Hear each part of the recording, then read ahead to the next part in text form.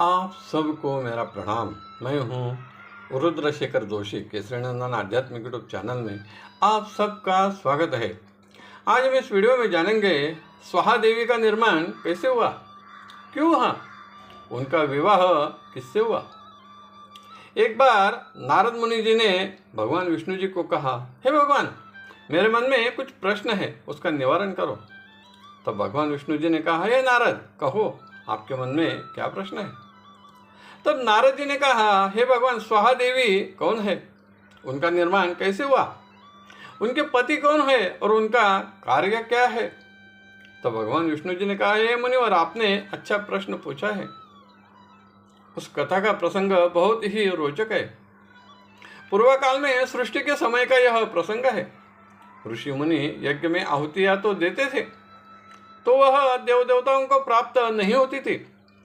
जिस देवता के नाम लेकर यज्ञ में आहुति देते थे, वह उन्हें भोजन स्वरूप प्राप्त न होने के कारण वह सभी देवगण इंद्रदेव सहित ब्रह्मदेव के पास गए और कहा, पृथ्वी पर यज्ञ तो ऋषि मुनि करते हैं, हवन में आहुतियां भी डालते हैं, लेकिन वह हमें प्राप्त नहीं होती, इसलिए आप कुछ उपाय करें।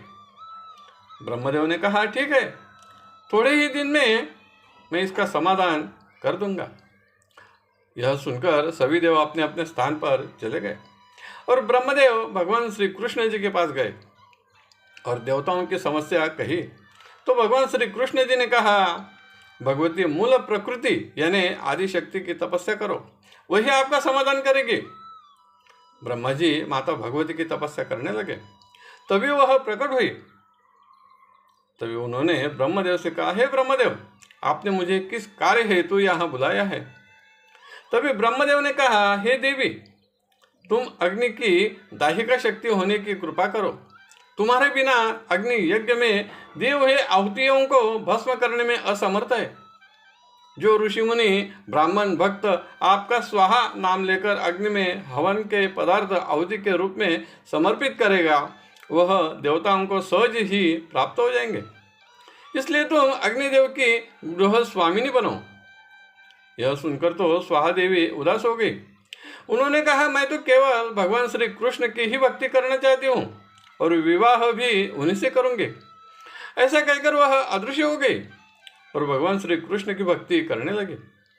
तभी भगवान श्री कृष्ण प्रकट हुए और उन्होंने स्वाहा देवी को कहा, आप वरदान मांगो।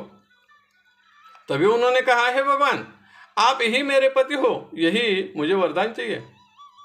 तब भगवान श्री कृष्ण ने कहा, हे देवी, तुम्हारी यह कामना मैं 12 कल्प में पूरी करूंगा। तब तुम्हारा नाम नागनजीति होगा, लेकिन इस जन्म में तुम अग्निदेव की ही पत्नी बनो। तुम्हारा नाम आहुतियों के हर मंत्र में होगा। स्वाहा देवी ने स्वीकार कर लिया।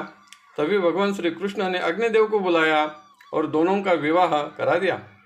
सुखी वैवाहिक जीवन में दक्षिणाग्नि, गार्ह्य पत्याग्नि, आह वनियाग्नि पुत्र प्राप्त हुए।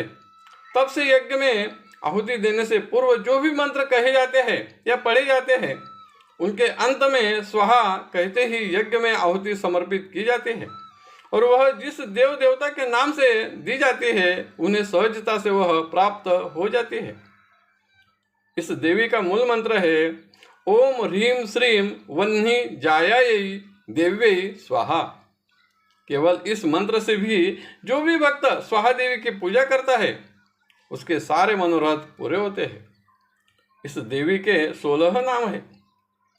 स्वाहा, वह्नि प्रिया, वह्नि जाया, संतोषकारिणी, शक्ति, क्रिया, कालदात्री, परिपाक करी, ध्रुवा, गति, नरदाहिका, दहन क्षमा, संसार सार रूपा, घोर संसार तारिणी, देव जीवन रूपा और देव पोषण कारिणी। केवल इन 16 नामों को भी जो भक्त जप करता है, श्रवण पठन करता है, उसे संतति प्राप्त होती है और जिसके विवाह में विलंब हो रहा हो, उसका विवाह हो जाता है। यह स्वदा देवी की कथा श्री देवी भागवत ग्रंथ अध्याय 43 में वर्णित है। आपको यह वीडियो पसंद आया तो जरूर लाइक करें, शेयर करें और वीडियो के नीचे सब्सक्राइब शब्द पर जरूर क्लिक करें। धन्यवाद। नमस्कार। जय केसरी नंदन।